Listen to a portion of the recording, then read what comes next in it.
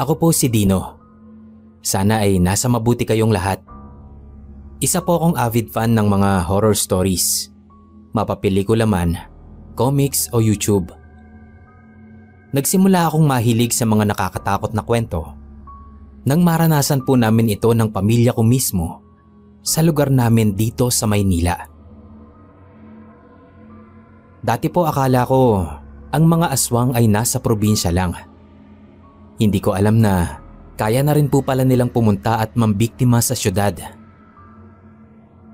Kasal po ang mga magulang ko at dalawa lang kaming magkapatid na pawang mga lalaki. Itong karanasan po namin ay nangyari taong 1995. Pero sariwang-sariwa pa sa isip ko ang bawat pangyayari. Kahit 15 anyos pa lang ako noon. Sa tuwing maaalala ko nga, pakiramdam ko parang kahapon lang nangyari ang lahat. Ilang beses ko na rin itong naikwento sa mga kaibigan ko.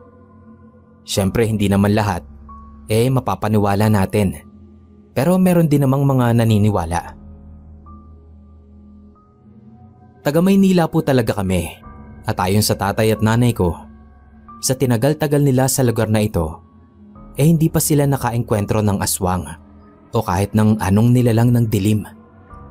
Noon lang talaga, nung magkaroon ng dayong aswang sa lugar namin. Ang tinitirhan po namin ay may gulayan sa likod. Pero hindi po amin yon. Bale, si nanay lang po ang pinagkakatiwalaan sa mga pananim. Si tatay naman po, isang karpintero. Simple lang ang buhay namin, nakakaraos sa bawat araw. Hanggang sa nagkaroon ng bulong-bulungan na meron daw gumagalang aswang. Habang naghahapunan kami ay iyon ang topic ng pamilya namin. Tay, totoo ba yung narinig ko sa tindahan ni Aling Mona? May nakita raw pong aswang sa eskinita. Natawa lang si tatay at sabi ay wag daw kaming magpapaniwala sa mga chismis.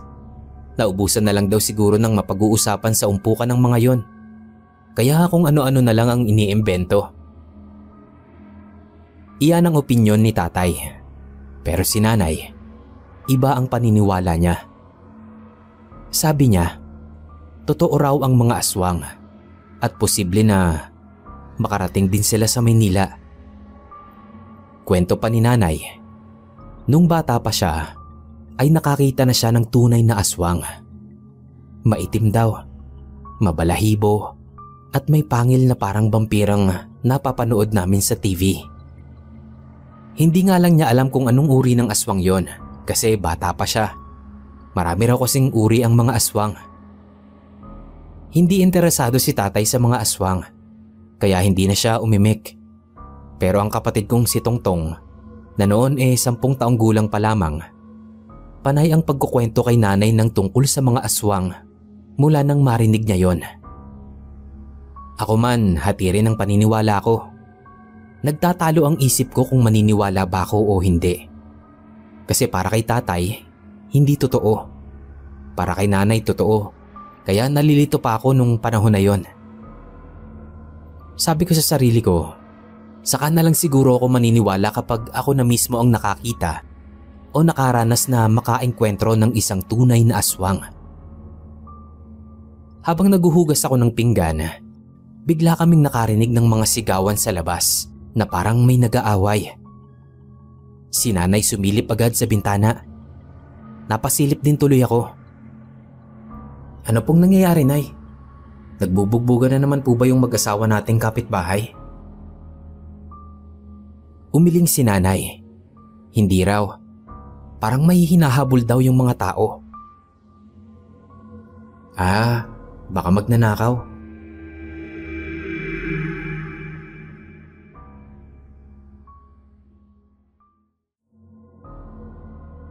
Kinabukasan, ang pagkakagulo ng gabi ay naging usap-usapan sa mga kalugar namin. Akala nga namin ni nanay magnanakaw. Pero nung sinamahan ko si nanay sa talipapa para mamili ng pang-ulam, ay narinig ko ang usap-usapan ng 2 ale sa likuran namin. Ayon sa isang ale, may hinabol daw na aswang kagabi Sagot naman ng kausap niyang Allen. Oo, alam daw niya dahil isa raw ang asawa niya sa mga humabol. Muntik na raw na may mabiktima. Buti na lang at nakita ng mga tanod. Nagkatinginan kami ni nanay. Sumabat pa si nanay sa usapan ng dalawang ale. Tinanong kung paanong nakasigurong aswang nga iyon. Sabi ng ale, yung biktima na babaeng tendera daw ang mismong nagsabi. Inilarawan niya yung itsura at takot na takot nga raw siya. Maliit na lalaki lang daw ang aswang, pero malakas, mabalahibo, maitim ang balat at sasakmalin daw talaga siya kung hindi lang sinigawan ng tanod. Ako naman ang sumabat. Sabi ko, baka naman tao yun, gusto lang siyang pagsamantalahan. Sinaway ako ni nanay. Huwag daw akong sumabat sa usapan ng matatanda. Tapos nagdire-diretso pa yung usapan nila na kasali na si nanay.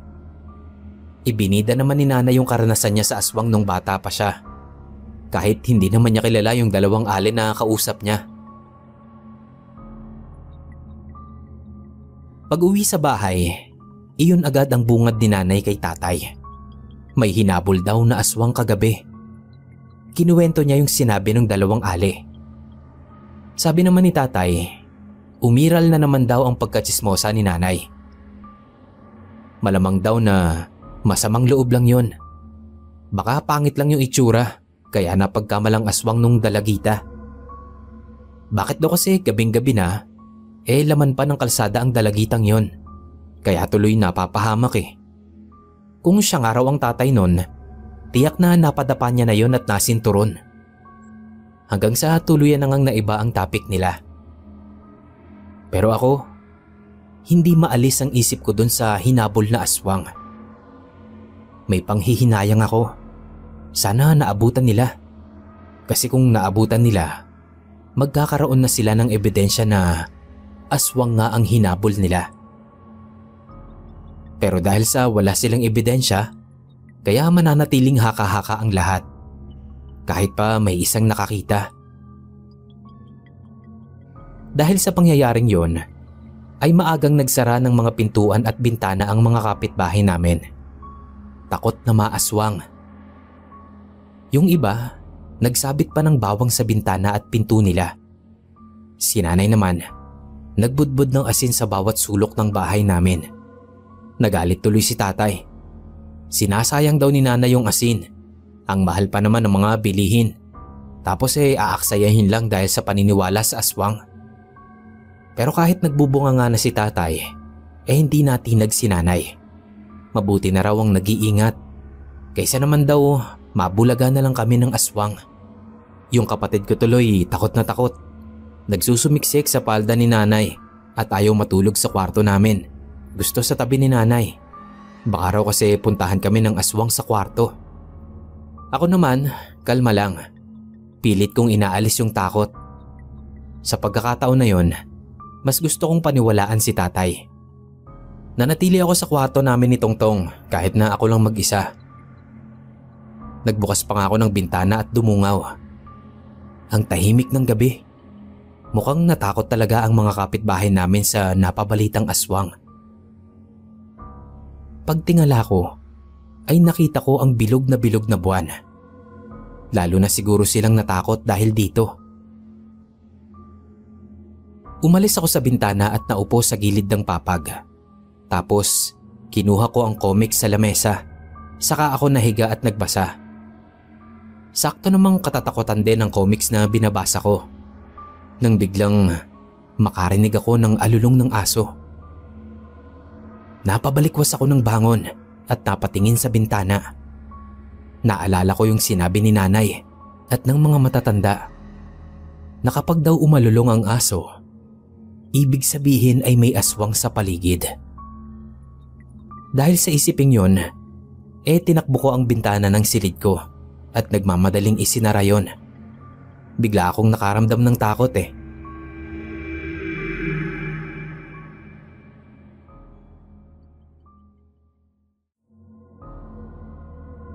Sa pagdaan ng mga araw, ay unti-unti na ring nakalimutan ng mga tao ang tungkol sa aswang.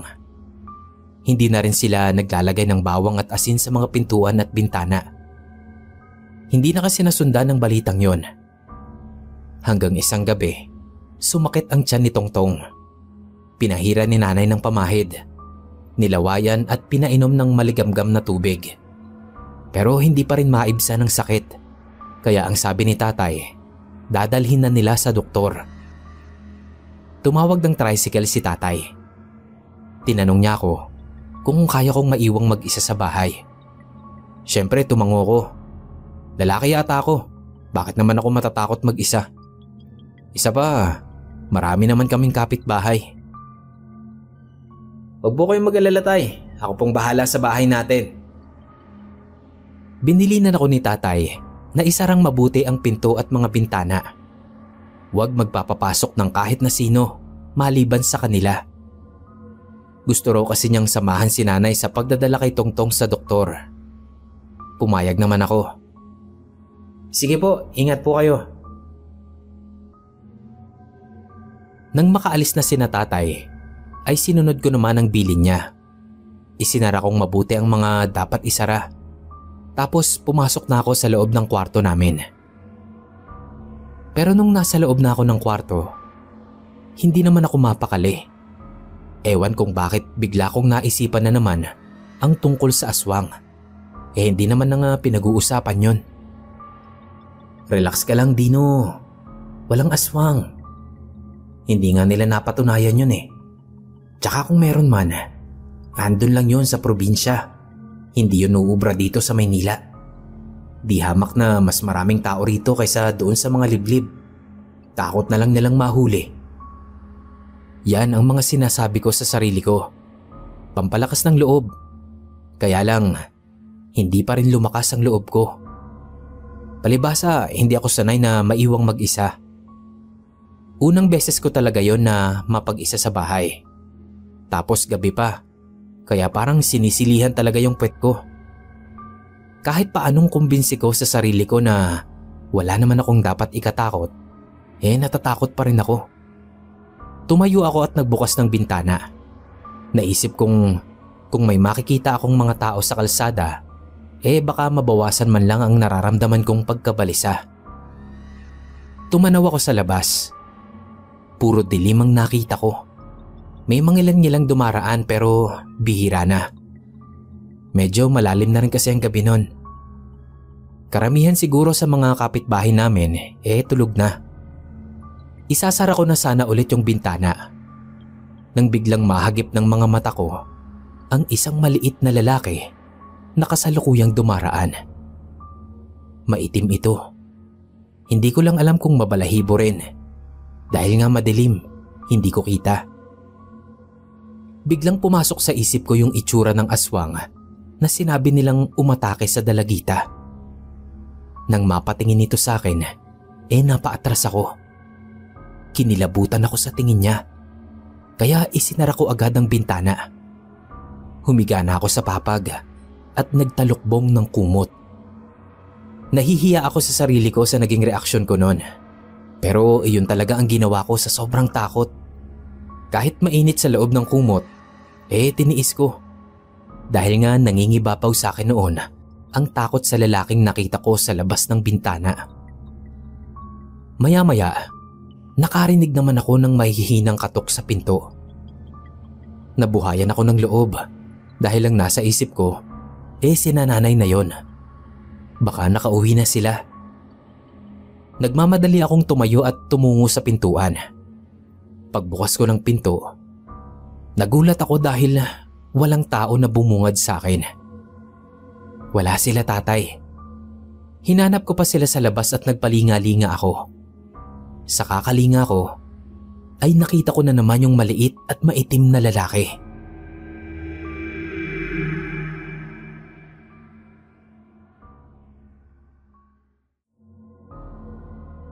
Pagkakita ko sa mukhang aswang na yon, ay otomatikong gumapang na naman ang kilabot sa katawan ko. Teka, bakit hindi pa rin siya umaalis?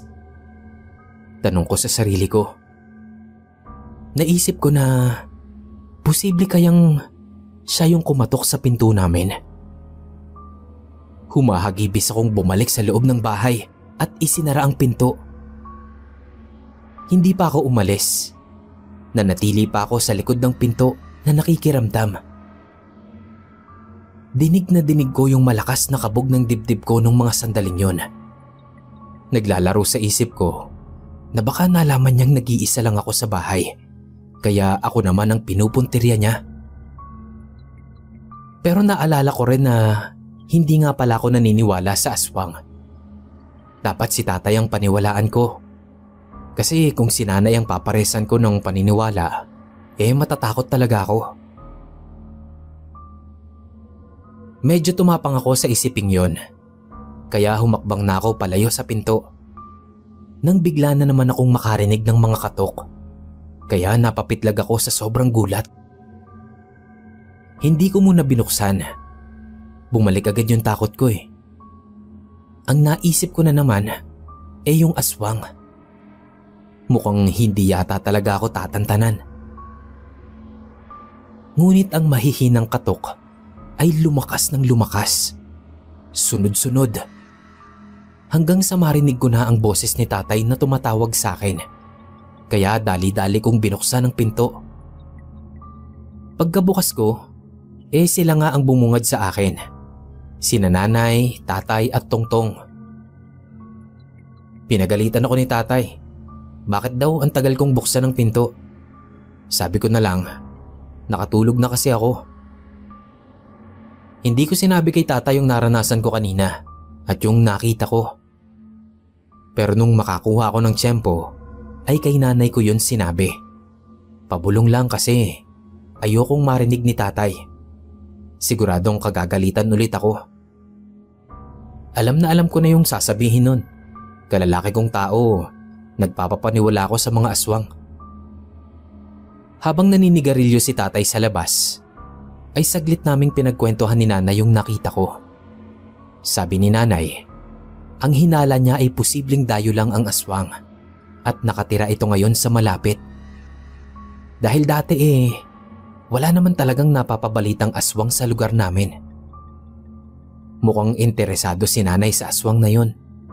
Aalamin daw niya kung sino-sino ang mga bagong lipat sa lugar namin, lalo na yung mga nangungupahan lang. Baka makakuha raw siya ng clue kung sino ang gumagalang aswang. Naging detective pa si nanay bandang huli. Hinala pa niya, nung mapabalita ito ay medyo naalarma yung aswang. Kaya hindi na muna ng biktima. At ngayong wala na ngang balita tungkol dito, mukhang may balak na naman itong umatake. Pero wag na wag ko raw ipagsasabay kahit na kanino ang nakita ko. Dahil baka maalarma na naman ang aswang. Isa pa, mapapagalitan akong tiyak ng tatay. Lalo na kapag nalaman ng mga tao at maraming mag-usisa sa akin. Ayaw na ayaw ni tatay ng mga ganong senaryo. Kaya naman manahimik na lang daw muna kami. Naputol lang usapan namin ni nanay tungkol doon nang pumasok na si tatay sa bahay. Bigla kong iniba ang usapan. Ay nay, ano nga palang sabi ng doktor kay Tongtong? Sabi ni nanay, may nakain lang daw na masama sa tiyan.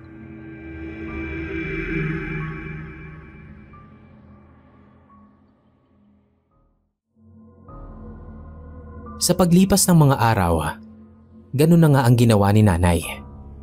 Pasimple siyang nag-uusyoso sa mga bagong salta sa lugar namin. Ang kaso, yung iba ay masyadong pribado. Tulad na lang daw ng paupahan ni Aling Rosa. Hindi raw ito nagbibigay ng kahit anong detalye sa mga umuupa sa kanya.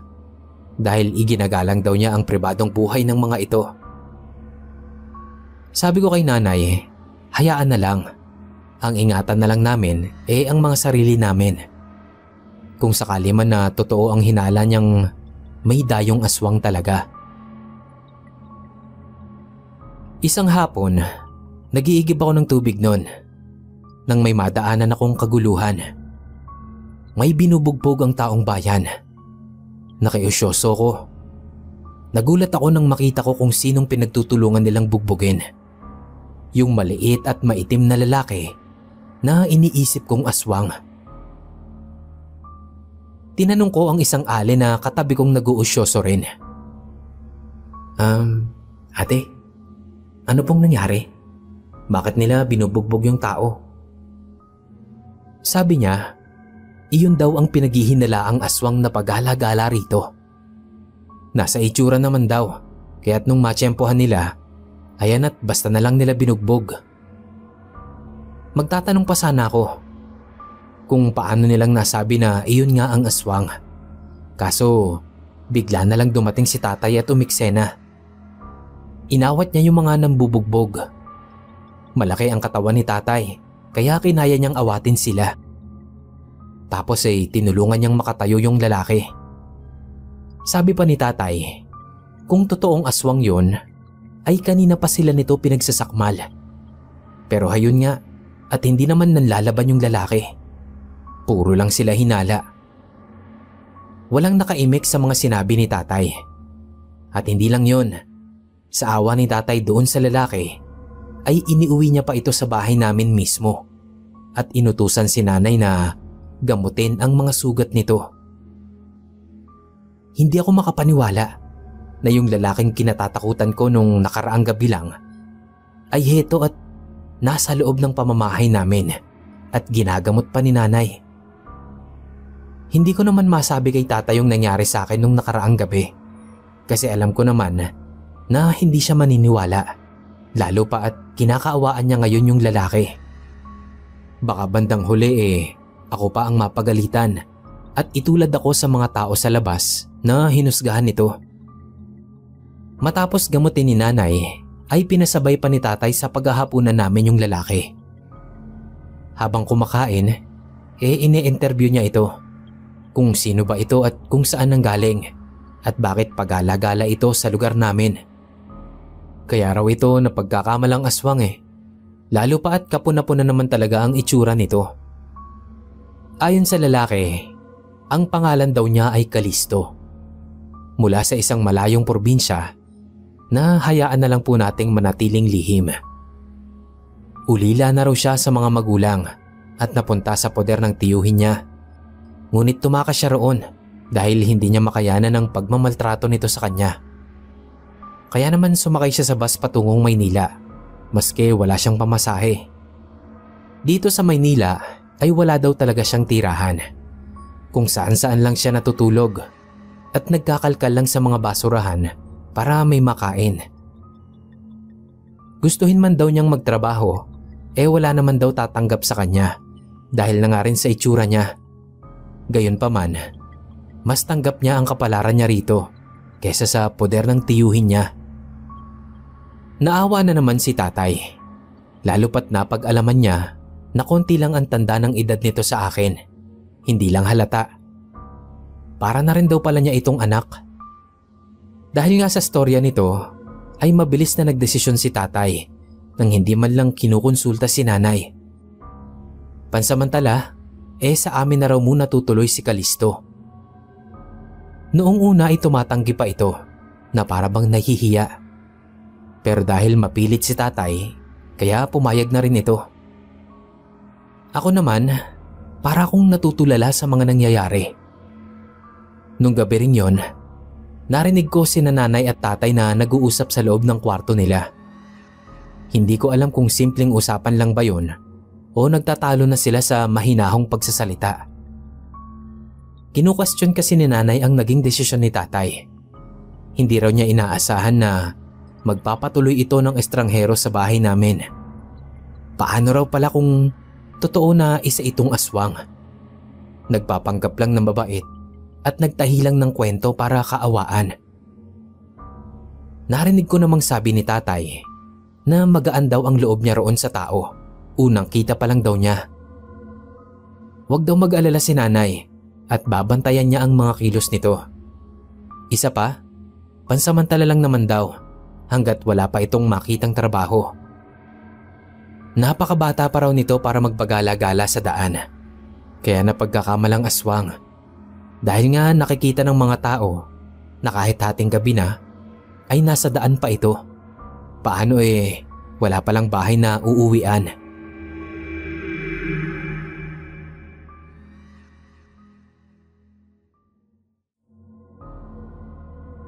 Gusto sana ni tatay na tumabi sa amin sa kwarto si Kalisto. Pero ito na rin ang nagsabi na sa upuang kahoy na lang sa sala siya matutulog dahil nahihiya raw siya sa aming magkapatid. Isa pa natatakot sa kanya si Tongtong. Hindi ko naman masisisi ang kapatid ko. Ako nga natatakot din eh. Ayoko lang talagang ipahalata kapag nakaharap si tatay. Sabi pa ni Kalisto, wag na daw kami mag-alala dahil maaga raw siyang nagigising kahit hindi siya masyadong nakakatulog sa gabi. Kinasanayan na raw niya ang ganon. Pumayag naman si tatay. Nung unang gabi na yon na kasama namin sa bahay si Kalisto, ay hindi talaga ako mapakali. Parang kinukutuban talaga ako na meron itong hindi sinasabi sa amin. Hindi tuloy ako makatulog. Si Tongtong din hindi makatulog. Nakayakap sa akin at panay ang sabi na natatakot daw siya. Gusto niyang lumipat sa kwarto nila nanay.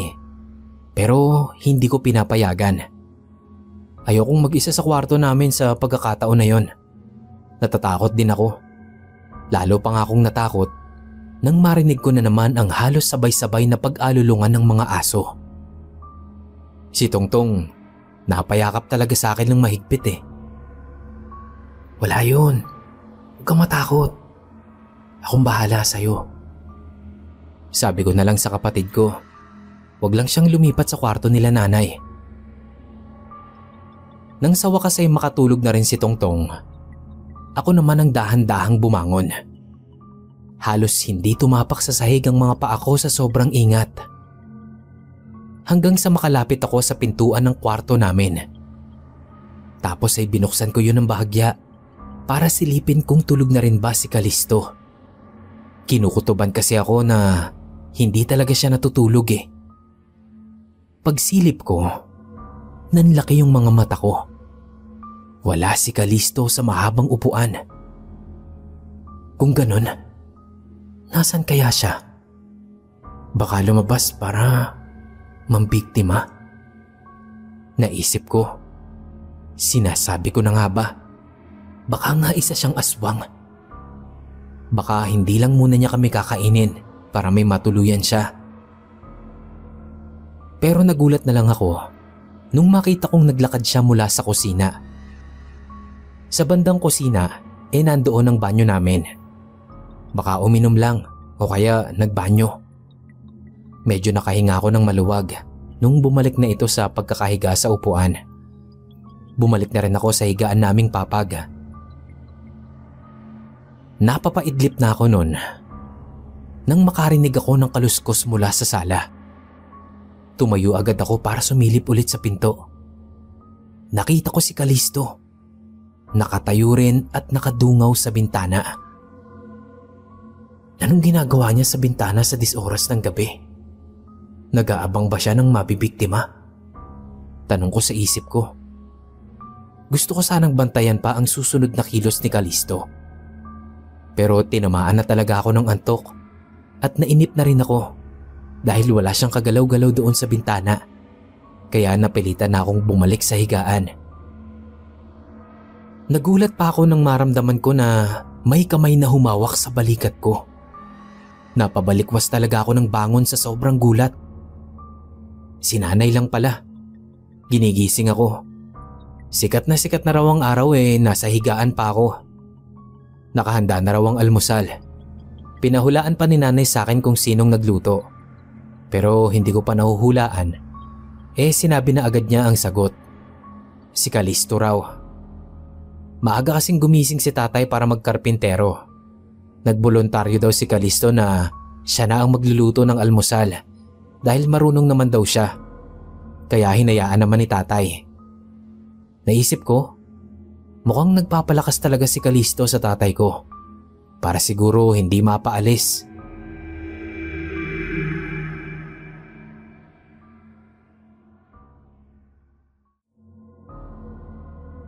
Nang mga sumunod na araw, ay pinilit kong maging komportable kay Kalisto. Kaso hindi ko magawa. Naiilang pa rin ako at iba pa rin ang tumatakbo sa isip ko kahit wala naman siyang pinapakita na hindi maganda sa amin, lalo na kay tatay. Pero hindi naman ako nagsiselos. Sigurado yan. Baka hindi pa lang talaga ako nakaka-move on sa unang pagkikita namin na sobra akong natakot. Isang gabi, nakaramdam ako ng panunubig, kaya bumangon ako para pumunta sa banyo. Bubuksan ko na sana ang pinto, pero bigla ko ring isinara ng buong ingat. Paano? Nakita ko si Kalisto na merong ipinapahid sa katawan. Iba na naman ang umandar sa utak ko. Napapanood ko kasi sa pelikula na ang mga aswang ay madalas ding magpahid ng langis sa katawan. Nanatili muna akong nakasilip. Yung pinapahid niya ay galing sa maliit na bote. Nagulat pa ako nang bigla siyang magsalita at sabihing lumabas na raw ako ng kwarto. Baka raw maihi pa ako sa salawal. Oh, paano niya kaya nalaman na sa banyo ang punta ko? Sa isip ko lang yan tinanong. Napalunok ako at napilitan na ngang lumabas. Baka kasi maistorbo kita sa ginagawa mo eh. Ano ba yung ipinapahid mong langis? Para saan ba yan? Humugot muna siya ng paghinga bago sumagot. Sabi niya, tuwing sumasakit daw ang katawan niya, ay iyon ang ipinapahid niya. Mga pinagsama-samang katas ng mga dahon. Iyon daw ang itinuro sa kanya noon ng mga magulang niya. Ipinakita pa niya yon sa akin. At sabi, kung gusto ko raw subukan, hiramin ko lang sa kanya. Epektibo raw yon. Hindi. May pamahid naman kami. Binili ni nanay. Ayokong subukan. Baka mamaya kapag ipinahid ko sa katawan ko maging aswang din ako. Alam kong medyo OA na ako sa pag-iisip ng ganun sa kanya. Pero wala akong magawa Iyon talaga ang naglalaro sa isip ko sa edad kong yun. Habang nasa banyo nga ako, urong-sulong yung ihi ko. Kasi nakatatak talaga sa isip ko na isa siyang aswang. At isang araw, mapapatunayan ko yun. Sa ngayon ay makukontento na muna ako sa pagmamanman sa mga kilos niya. Hindi ko alam kung paano kung hindi ipahahalata. Basta mag-iingat na lang ako. Mukhang matalas din ang pakiramdam niya Namalaya niya agad yung presensya ko. Yung talas ng pakiramdam, alam ko, isa yon sa mga katangian ng aswang. At alam ko na sa mga darating na araw, mas marami pa akong matutuklasan tungkol sa kanya at sa mga sikreto niya. Isang umaga ay sinabihan kami nila nanay at tatay na aalis muna sila para tignan yung loteng ipinabebenta sa kanya ng kumpare niya. Hindi raw nila alam kung anong oras sila makakauwi dahil medyo malayo ang biyahe. Pero pipilitin nilang makauwi bago lumubog ang araw. Ibiniling mabuti sa akin ni nanay si Tongtong. Binilinan din ni tatay si Kalisto na bantayan kaming magkapatid. Papalubog na ang araw, pero hindi pa rin dumadating sila nanay. Pinapasok ko sa loob ng bahay si Tongtong na nalibang sa pakikipaglaro sa labas sa ibang mga bata.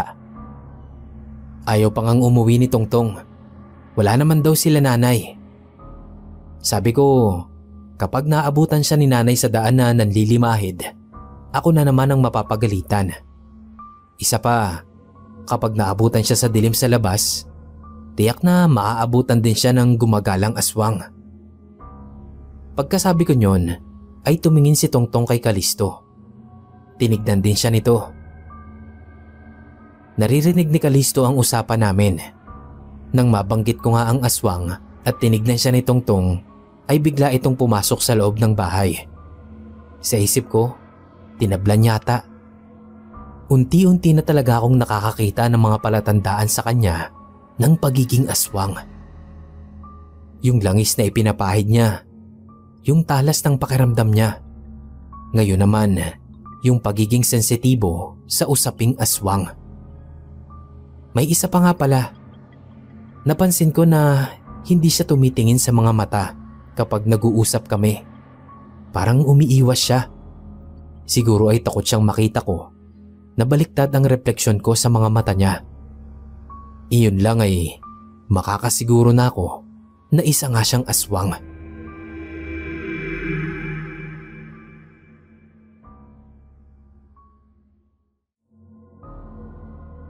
Tuluyan na ngang lumatag ang gabi, pero wala pa rin sila nanay at tatay. Nakakain na kami ng hapunan, wala pa rin sila. Si Tongtong ay pumasok na sa kwarto namin. Ako naman, mas pinili kong samahan si Kalisto sa sala. Naisip kong makipagkwentuhan sa kanya tungkol sa mga aswang. Naupo ako mismo sa harapan niya kasi gusto kong hulihin yung tingin niya para makita ko na kung baliktad nga ba ako sa mga mata niya. Pag ganun daw kasi, walang duda na isang aswang nga ang kaharap mo. Kaso, masyadong mailap si Kalisto. Pasulyap-sulyap lang siya sa akin. Mukhang alam niya agad kung anong ginagawa ko. Alam mo, buti na lang wala nang napapabalitang gumagalang aswang dito sa lugar natin, no? Tumangulang siya. Teka, Kalisto, ikaw ba? Naniniwala ka ba sa mga aswang? Oo agad ang mabilis niyang sagot. Karugtong ng tanong ko ay bakit. Sabi niya, sa probinsya ay nagkalat ang mga ito. Walang gumagambala at walang makakapigil sa patuloy nilang pag-atake at paglaganap. Oh, nakakita ka na ba ng aswang? Maraming beses na raw. Marami rin sa kanila ang kilala niya, pero mas pinili raw niya ang manahimik sa mga nalalaman niya dahil ayaw niya ng gulo. Pakiramdam ko noon ay pinatatamaan niya ako. Para na rin niyang sinabi na manahimik ako. Pero ayokong manahimik. Mas lalo pa akong naging interesado. At sabi ko sa kanya kwentuhan niya pa ako ng mga nalalaman niya tungkol sa aswang. Magmula sa itsura nila, mga gawi, at kung ano-ano pang mga bagay. Tumingin siya sa akin. Hindi nga lang diretso tulad ng dati. Tinanong niya ako kung ano ang itsura niya sa paningin ko. Mukha raw ba talaga siyang aswang? Hindi ako makakibo. Magiging tapat ba ako o magsisinungaling na lang para hindi siya masaktan? Mas pinili kong maging tapat. Huwag kang magagalit, Kalisto ah. Alam mo naman siguro na marami sa taga rito ang napagkamalan kang aswang. Maski si Tongtong natatakot sa'yo eh. At maski ako raw, alam daw niya na natatakot din ako sa kanya. Bakit kasi kailangan mo pang itanong yan? Pero alam mo, kung aayusin mo lang ang sarili mo, hindi ka naman mapagkakamalang aswang eh. Sabi niya, iyon daw ang dahilan kung bakit niya tinatanong sa akin. Dahil ang isang aswang ay hindi malalaman o makikita sa itsura lang. Hindi raw lahat ng aswang ay may pangit na anyo. Karamihan nga sa mga ito ay nagkukubli sa magandang wangis. Ito yung mga aswang na may kakayahang magpalit ng anyo. Isang paraan ito upang hindi sila mapaghinalaan ng mga tao. Ngunit meron din namang mga aswang na hindi magagawang magpalit ng itsura nila. Napakarami daw ng uri ng mga aswang. Iba't iba. At ang kwento ng mga pinagmulan nila. Iba't iba rin ang kakayahan at mga misyon nila bilang aswang. Lumapit siya sa bintana at tumanaw sa labas. Dugtong niya, ang mga aswang ay hindi raw matatagpuan sa iisang lugar. Nagpapalipat-lipat sila, dumadayo hanggang sa pinakamalayong maaabot ng kanilang mga paa o pakpak. Tapos ibinalik niya ang tingin sa akin. Meron din daw aswang na mababait at marunong makisama sa tao. Subalit kapag ito ay nagalit, tiyak na ang kapahamakang naghihintay sa iyo.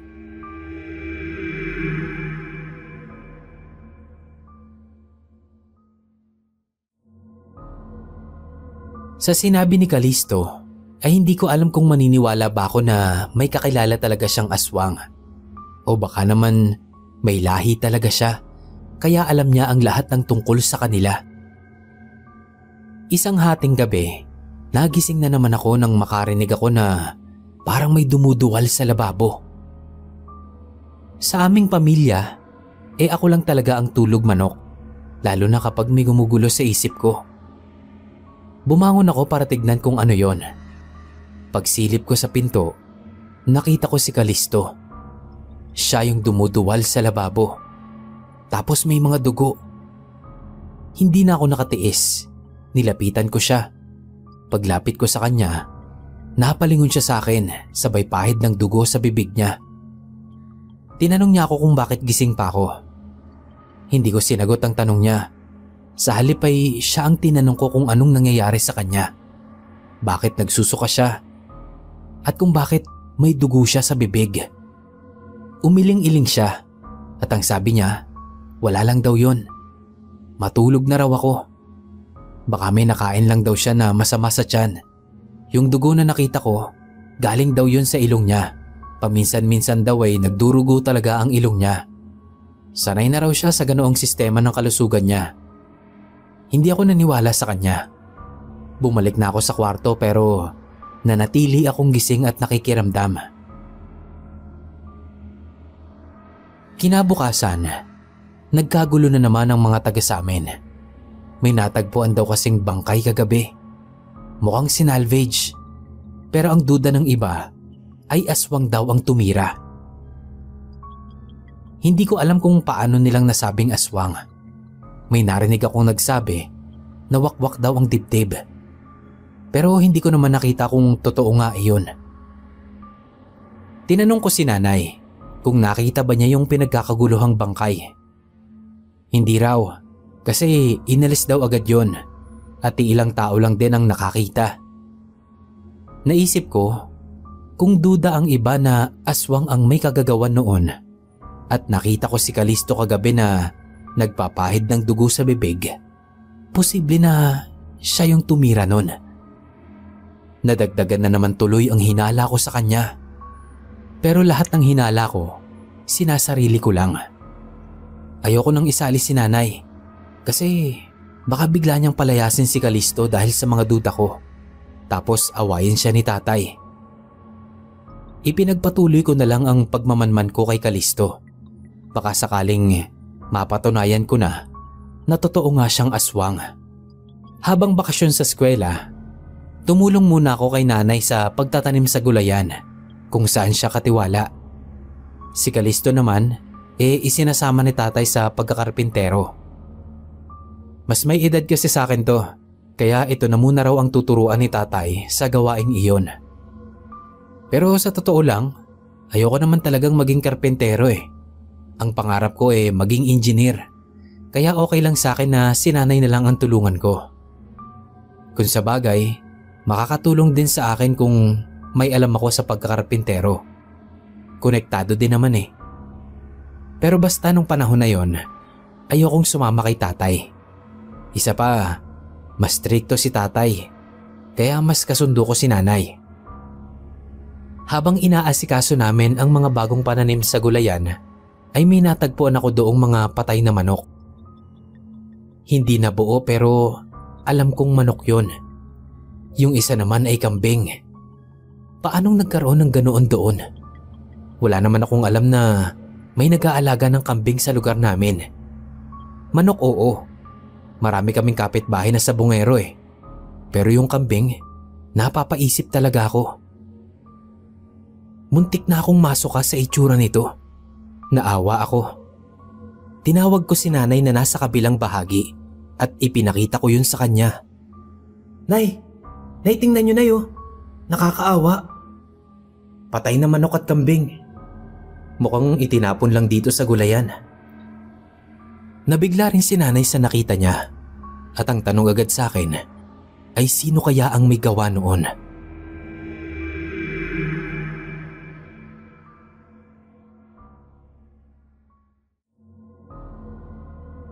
Nay, sasabihin ba natin kay tatay? Saglit na nag-isip si nanay.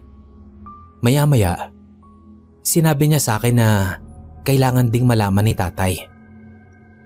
Pero hindi raw niya yon sasabihin nang nakaharap si Kalisto. Ibig sabihin, pareho kami ni nanay ng pinagdududahan.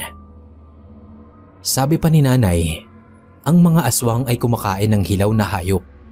Lalo yung mga aswang na ayaw mambiktima ng tao o walang mabiktimang tao, kaya sa hayop na lang nagtsatsaga. Hindi namin yung ginalaw para makita mismo ni tatay. Nung dumating nga ang mga ito, pasimple lang na dinala ni nanay si tatay sa gulayan. Nang makita yun ni tatay, ay chinek niya ang mga hayop. Hindi siya nakapagsalita, parang nag-iisip. Maya-maya, inutusan niya akong ilibing ang mga iyon. Nagkatinginan kami ni nanay kasi wala man lang itong sinabi tungkol doon. Basta lang kami tinalikuran. Pero sabi naman ni nanay, wag daw akong mag-alala. Baka nag-iisip na rin ngayon si tatay ng hindi maganda tungkol kay Kalisto. Ayaw lang siguro nitong mapahiya sa amin. Kasunod nun ay merong pangyayari na hindi ko rin makalimutan. Masama ang pakiramdam ni nanay noon, kaya ako na muna ang inutusan niyang mamalengke. Si Kalisto humabol. Sasamahan daw niya ako. Sabi ko wag na. Kaya ko naman. Pero nagpumilit pa rin siya. Habang naglalakad kami papunta sa palengke, kinakabahan ako. Kasi makakasalubong namin ang mga bully kong kaklase. Sabi ko kay Kalisto, sa kabila na lang kami dumaan. Tinanong niya ako kung bakit. Basta ka ako, may iniiwasan lang ako. Pinigilan niya ako sa braso sa pag-atras ko. At sabi niya, wag daw akong matakot, siya ang bahala. Hindi ko siya maintindihan nun. Wala naman akong sinasabi sa kanya, maliban sa may gusto nga akong iwasan. Para bang nabasa niya yung nasa isip ko. Hindi na nga ako nakaiwas dahil dumiretso kami ng lakad. Yung mga bully kong kaklase na nasa 5 ang bilang, umakto agad na akala mo mga sanggano sa kanto. Lalo silang natuwa nang makita ang nakakatawa naman talagang itsura ni Kalisto. Hindi matao sa kalye na yon, kaya nagawa nila kaming sugurin. Aminado kong ninervyos ako nun. Ang kaso, pagsugod nila, humarang si Kalisto sa akin. Tapos, sinampulan niya ng malakas niyang suntok ang mga mayayabang na yon. Pero nalilito talaga ako. Kasi nung binubugbog siya ng mapanghusgang mga taga sa amin, hindi siya lumaban. Pero heto, at nakikipaglaban siya ngayon sa mga kaklase kong bully para ipagtanggol ako. Gulat na gulat ang mga kaklase ko sa kakaibang lakas ni Kalisto. Hindi nila akalain na ang maliit at payat na lalaking iyon ay may kakaiba palang lakas. Naguunahan silang nagtakbuhan palayo sa amin. Sa totoo lang, nung mga sandaling yun, parang nakonsensya ako. Kasi sa halip na magpasalamat ako sa ginawang pagtulong sa akin ni Kalisto, ay iba pa ang tumakbo sa isip ko. Kung may kakaiba siyang lakas na parang hindi pangkaraniwan, posible talaga na isa nga siyang aswang. Dahil ang mga aswang ay may kakatwang lakas na hindi kayang tapatan ng isang ordinaryong tao. Kalisto, grabe napahanga mo ko ah. Paano mo nagawa yun? Ang lakas mo at ang bibilis ng mga kilos mo. Natakot sila sa iyo eh.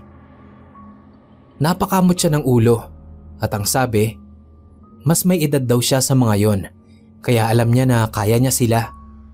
Nilakasan lang daw niya ang loob niya. Pagkatapos nun, inaya niya na akong pumunta sa palengke. Baka raw hinihintay na kami ni nanay. Siyempre, hindi na naman ako naniwala sa kanya.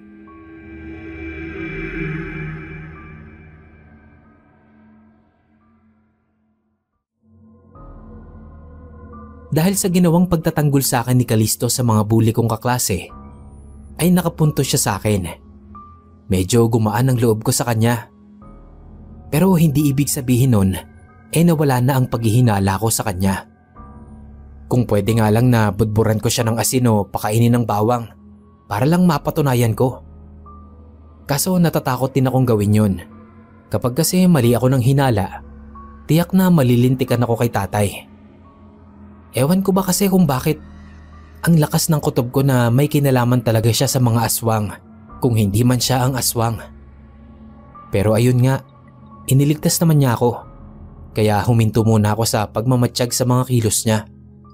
Alam ko naman na si nanay, kahit tahimik lang, ay tuloy pa rin ang pag-oobserba sa mga kilos ni Kalisto. Lagi ko nga siyang nakikita na palihim na sumusulyap kay Kalisto eh.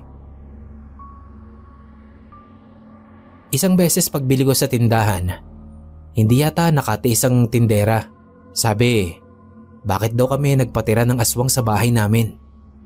Kayo talaga, hindi naman po aswang si Kalisto eh. Kung aswang po talaga yon, edi sana kinain niya na kaming pamilya, di ba? Naiiling-iling na lang ako na natatawa. Pero sa loob-loob ko, duda nga rin ako. Kaya lang syempre, kailangan kong ipagtanggol si Kalisto sa ibang tao. Dahil ayoko rin naman yung ganong sinasabi nila na nagpapatira kami ng aswang sa bahay. Baka madamay pa kami. Pag uwi ko galing sa tindahan, ay nadatnan ko si Kalisto na kamot ng kamot. Sa likod, sa dibdib. Anong nangyayari sa'yo? Inalok ko siya ng pamahid ni nanay sa kate. Pero sabi niya, okay lang daw siya. Naalala ko yung isang nabasa ko tungkol sa mga aswang. Na kapag daw hindi nakakain ng tao o nakainom ng sariwang dugo ang isang aswang na sanay dito, ay nangangati sila. Hindi ko alam kung totoo yung nabasa ko na yon dati o katang-isip lang ng writer sa isang artikulo. Kung totoo man yon, baka ganoon nga ang nangyayari kay Kalisto. Ayoko na lang ipahalata na nagdududa pa rin ako kasi gusto ko na maging okay kami sa paningin niya at sa paningin ni tatay. Hanggang nung gabi na yon na nagbanyo ko, nakita ko siyang natutulog sa upuan. Pagkatapos kong magbanyo, bumalik na ako sa kwarto. Pero ilang minuto pa lang ulit ang nakakalipas, nadjijingle na naman ako. Para akong binabalisaw-saw nung gabing yon. Paglabas ko ulit ng silid, nagulat ako kasi wala sa higaan niya si Kalisto. Naisip ko, baka nagbanyo rin.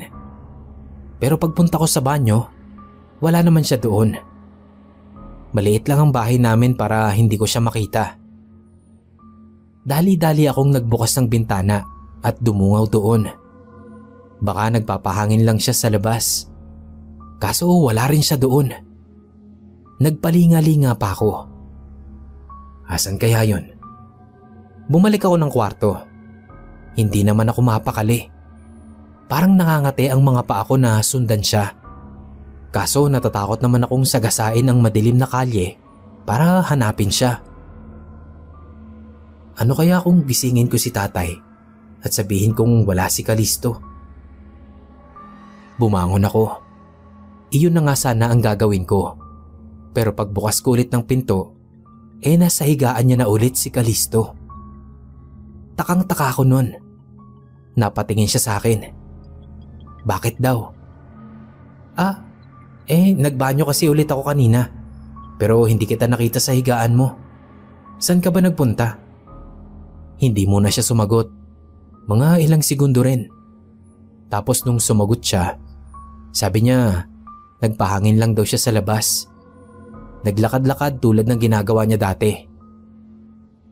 Huwag mo na ulit gagawin yon. Naiiwan mo kasing hindi nakalak yung pinto. Paano kung may makapasok na masamang loob dito sa bahay? Yun na lang ang sinabi ko para hindi siya magdudang pinaghihinalaan ko na naman siya. Humingi siya ng pasensya at ang sabi niya, hindi niya na uulitin yon.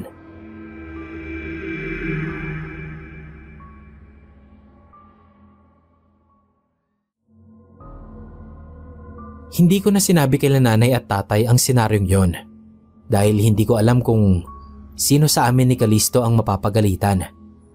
Siya ba na lumabas nang hindi nagpapaalam at iniwan na hindi nakakandado ang pinto? O ako na palaging nakikialam kay Kalisto? Akala ko nga talaga ay hindi niya na uulitin ang ginawa niyang yon.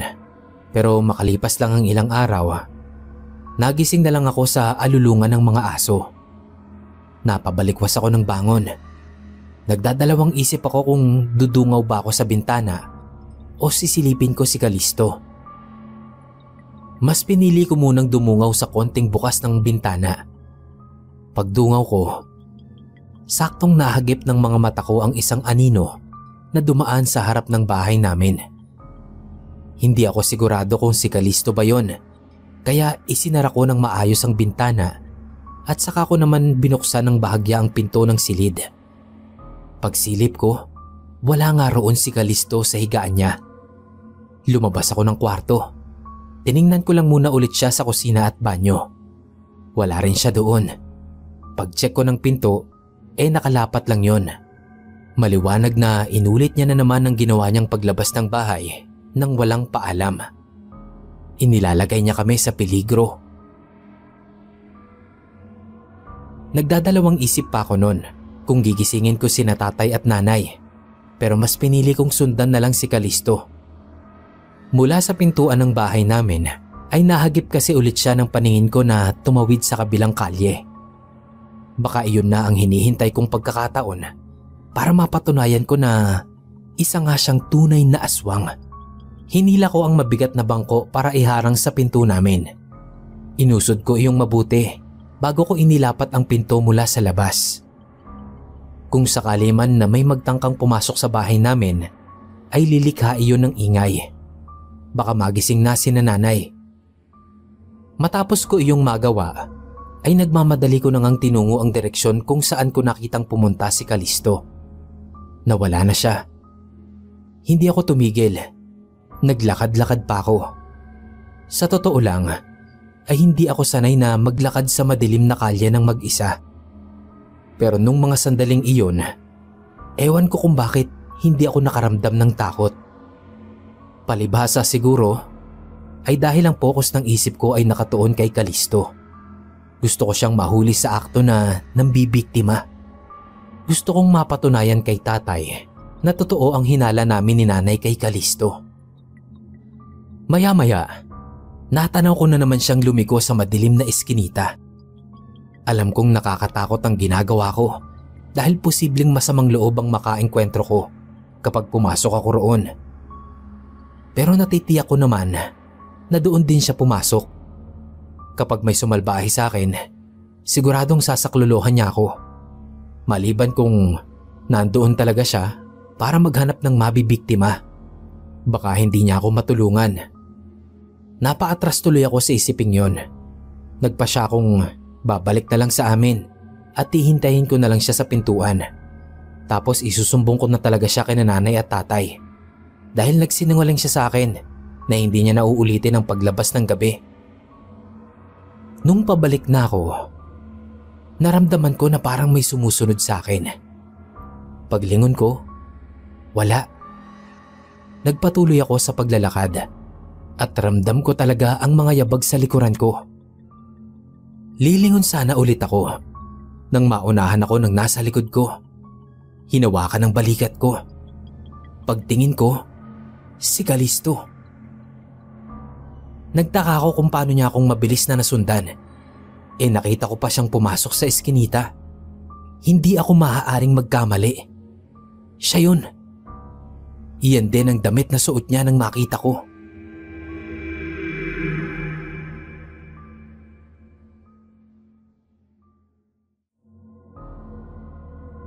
Tinanong niya ako kung bakit nasa labas din ako. Kung sinusundan ko raw ba siya. Hindi na ako nagkaila sa kanya. Oh, sabi mo hindi mo nauulitin yung ginawa mo pero inulit mo pa rin. Humingi na naman siya ng pasensya sa akin. Iba naman ang dahilan niya ngayon. Sabi niya, naglalakad daw siya ng tulog. Hindi niya ako nakumbinse. Dinirekta ko na siya. Ano ba talagang agenda mo sa gabi ha? O baka naman totoo talaga yung sinasabi ng iba na isa ka talagang aswang. Naghahanap ka siguro ng mabibiktima mo no? Kaya kung saan-saan ka sumusuot. Hindi kumibo si Kalisto. Pumasok na siya sa loob ng bahay. Pero Hindi ako mapakali. Nagalit ako sa ginawa niyang pagtalikod lang sa akin. Binalaan ko siya na kapag hindi siya nagsabi ng totoo, ay isusumbong ko talaga siya kay nanay at tatay. Sasabihin ko na lumalabas siya tuwing gabi at baka hindi lang siya mapagalitan. Mapalayas pa siya. Sabi niya, wag ko raw gagawin yon dahil nakikisama naman siya ng mabuti sa amin. Ayaw pala niyang mapaalis sa amin, kaya pinilit ko siyang sabihin sa akin ang lihim niya. Sabi niya, wag ko raw siyang pilitin dahil baka matakot lang ako. Baka hindi ko magustuhan ang tunay niyang pagkatao. Anong sinasabi mo? Kung ganun, meron kang ang inililihim sa amin? Tatalikuran sana ulit niya ako. Pero pinigilan ko siya sa braso at pinuwersa ko siyang ipagtapat sa akin ng totoo. Pagharap niya ay umangil siya sa akin ng nakakatakot. Pinandilatan niya ako ng mata. Kitang-kita ko kung paanong nagbago ang anyo niya na naging mabagsik. Pati mga kuko niya sa kamay ay humaba din ng hindi ko alam kung paano nangyari. Tapos yung gilid ng mga mata niya namumula. Yung balat niya parang naglalabasan ng mga ugat. Hindi ko maibuka o maigalaw man lang ang bibig ko para sumigaw. Pakiramdam ko nanigas lahat ng bawat bahagi ng katawan ko. Yung itsura niya ay tipong galit na galit sa akin. Napaatras ang mga paa ko, pero sinundan pa rin niya ako. Humakbang siya papalapit sa akin. Inilapit niya yung mukha niya sa mukha ko. Ngunit tila pinipigilan din niya ang sarili niya. Nang biglang bumukas ang pinto ng kwarto nila nanay. Si nanay ang lumabas. Tinatanong niya kung anong nangyayari. Bago pa makalapit si nanay, ay bumalik na sa normal na anyo si Kalisto. Dali-dali akong lumapit kay nanay at sinabi kong totoo ang hinala namin. Nay! Nay, aswang talaga siya, Nay! Aswang talaga siya, Nay! Nakita ko kung paanong nagbago yung anyo niya. Pinakita niya sa akin sa harap ko mismo, Nay! Nay, aswang siya, Nay! Naglipat ang tingin sa amin ni nanay. Parang hinihintay kung anong sasabihin ni Kalisto sa sinabi ko. Ngunit nanatili siyang walang imik. Lumabas na rin ang kwarto nila si tatay. Ganoon din ang tanong niya sa amin kung anong nangyayari. Saka lamang nagsalita si Kalisto. Pero hindi siya nagsabi ng totoo. Ang sabi niya, lumabas lang daw siya para magpahangin. Sa harap lang ng bahay. Pero sinundan ko raw siya at pilit siyang pinapaamin na isa siyang aswang. Nagalit daw siya kaya muntik niya na akong masuntok. Tapos humingi agad siya ng tawad kay tatay. Nanlaki ang mga mata at ulo ko sa kasinungalingan ni Kalisto. Si tatay, namewang at iiling-iling na pinapasok ako ng kwarto namin ni Tongtong. Mag-uusap daw kami mamaya. Si nanay, bumalik na sa kwarto nila. Makahulugan akong tinignan bago tuluyang pumasok sa loob. Alam ko na nasa akin ang simpatsya ni nanay. Naghintay ako sa loob ng silid habang kinakausap ni tatay si Kalisto sa sala tungkol nga sa nangyari. Kumuyom ang palad ko dahil alam ko na puro kasinungalingan lang ang sasabihin nito kay tatay.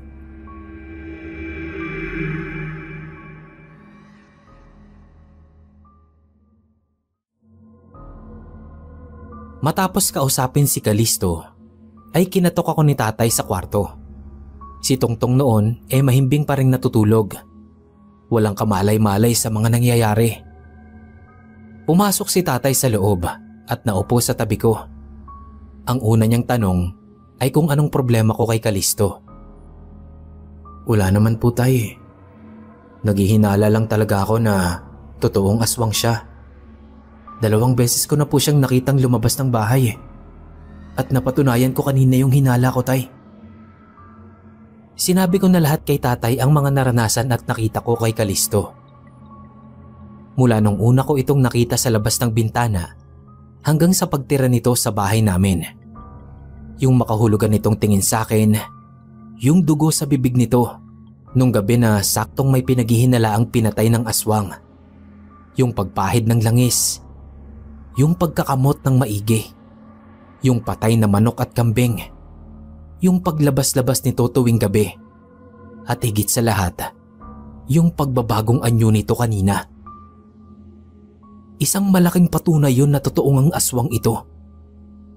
Pakiramdam ko, ipinamukha talaga sa akin ni Kalisto ang pagiging aswang niya. Akala ko, sapat na ang mga sinabi ko para paniwalaan ako ni tatay. Pero hindi pa rin pala. Ang sabi niya, ang lahat ng sinasabi ko ay pwedeng mangyari sa isang tunay na tao. Doon naman daw sa mga namatay na hayop sa gulayan, wala akong ebidensya na si Kalisto nga ang may gawa noon. Baka meron lang nagtapon doon na ibang tao. Hindi ako makapaniwala na si Kalisto lang talaga ang pinaniniwalaan ni tatay, kaysa sa akin na sarili niyang anak. Sabi pa niya, maayos naman daw makisama sa amin si Kalisto at malaki ang naitutulong nito sa pinansyal naming pangangailangan sa tuwing sasama ito sa pagkakarpintero niya. Dugtong pa ni tatay, kung sakali man daw na totoo ngang aswang si Kalisto, hindi naman daw nito kami ginagalaw. Sa halip ay itinuturing na nga rin kami nitong pamilya. Kaya sana raw ay wag ko nang palakihin pa ang problema. Wag na raw ulit akong gagawa ng gulo. Nung mga sandaling yon, hindi ko pa lubos na nauunawaan si tatay. Sobrang sama ng loob ko. Nung sinanay naman ang kumausap sa akin, kinaumagahan, wag na daw akong mag-alala dahil sa akin daw siya naniniwala. Pero aniya, wag na lang daw kaming kumontra kay tatay. Ilang araw kong hindi kinibo si Kalisto dahil sa nangyari na yon. Siya naman ay panay ang tingin sa akin ng palihim. Sa isip-isip ko, hihintayin pa yata ni tatay na may mangyaring masama sa amin o madamay kami sa gulong posibleng ipanhik ng aswang na ito sa bahay namin bago siya maniwala sa akin. Si Tongtong, alam kong natatakot pa rin kay Kalisto kaya hindi pa rin siya lumalapit dito. Isang araw, kailangan na namang umalis ni nanay at tatay ng magkasama dahil may aasikasuhin na naman silang lupa. Kaya maiiwan ulit kaming tatlo sa bahay. Inasahan ko na nagagabihin na naman sila ng pag-uwi. Kaya palihim akong naglagay ng isang supot ng asin sa loob ng silid namin ni Tongtong. Mabuti na yung handa sa maaaring mangyari. Maaga kaming kumain at naghapunan at maaga rin kaming pumasok sa kwarto. Ang bala ko, hindi kami lalabas doong magkapatid hanggat hindi dumarating sila nanay. Bahala si Kalisto sa buhay niya kung anong gusto niyang gawin sa labas.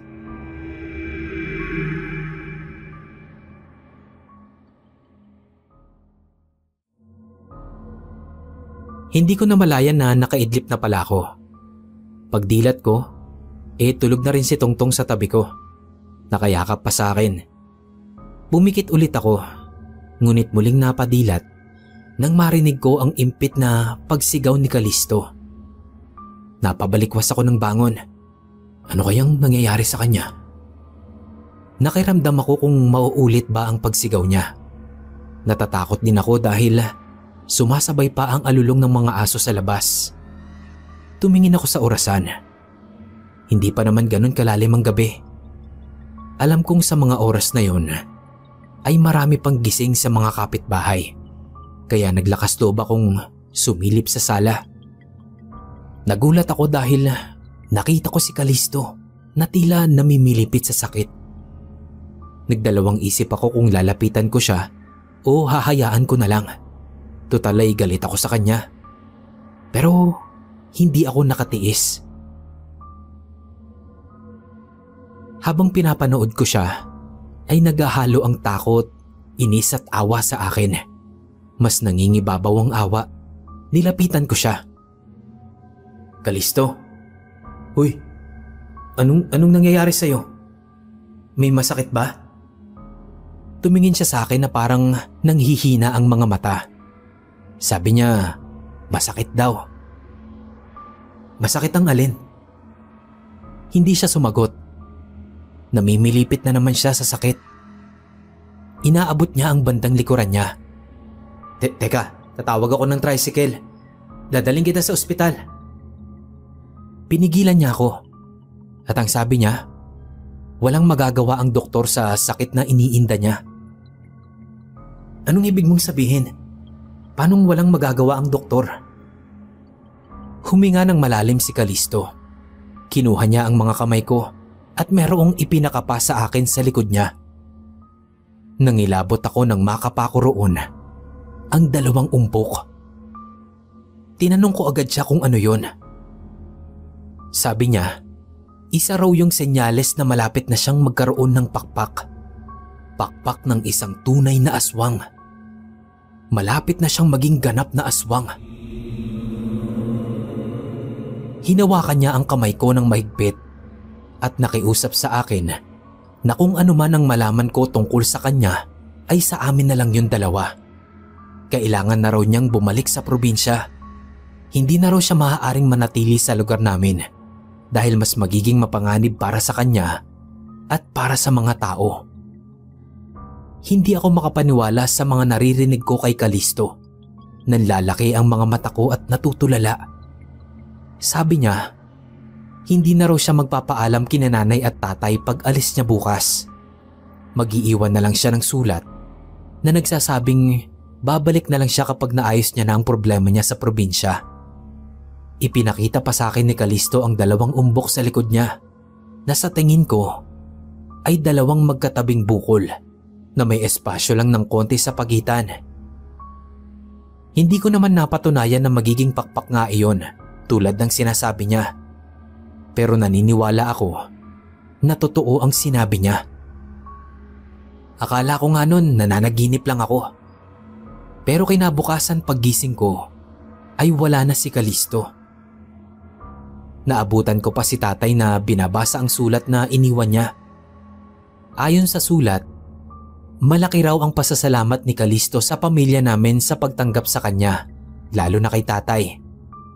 Naramdaman daw niya na nagkaroon siya ng bagong pamilya sa amin. Kaya lang ay kailangan talaga niyang umalis muna. Pero nangako naman na babalik sa oras na maayos na ang problema niya. Alam kong sinabi lang ni Kalisto na babalik siya para hindi masyadong malungkot si tatay. Para mapanatag kami. Pero kung yung mga ipinagtapat niya sa akin ng pagbabasihan, parang malabo na siyang makabalik. Hindi naman ako nagkamali sa hinala ko kay Kalisto na sa maniwala at hindi ang iba ay isa nga talaga siyang tunay na aswang. Hindi ko na nga lang alam kung anong uri ng aswang. Hindi niya nabanggit sa akin at nagkatotoo rin ang duda ko na hindi na nga siya babalik sa amin. Pero ngayon, iniisip ko kung ano na kayang nangyari sa kanya. Kung lumaki ba ang pakpak niya, kung nasa ayos ba ang kalagayan niya, o kung buhay pa ba siya. Wala na kaming naging balita mula noon. Kapag binabalikan ko sa isip ko ang mga pangyayaring yon na parte si Kalisto, naiisip ko na naging mabuti rin siyang parte ng pamilya namin. Kahit pa nakakatakot magkaroon ng kasamang aswang sa buhay at sa bahay.